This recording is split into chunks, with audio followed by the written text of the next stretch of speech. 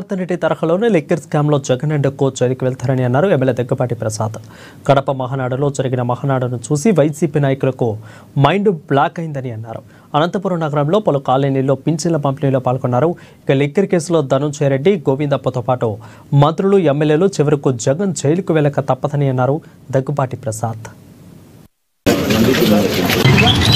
మా తెలుగుదేశం ప్రభుత్వం వచ్చిన తర్వాత మొదటి 5 సంవత్సరాల్లో ఈ పెన్షన్ ఒకటి 3,000 రూపాయల నుంచి 4,000 రూపాయలు పెన్షన్ కనుక మా తెలుగుదేశం ప్రభుత్వం ఉంది. గత ప్రభుత్వంలో 2,000 నుంచి 3,000 రూపాయలు పెంచడానికి 5 ఏళ్ళు తీసుకున్నారు. ఫస్ట్ వస్తుంది 250 రూపాయలు పెంచినారు.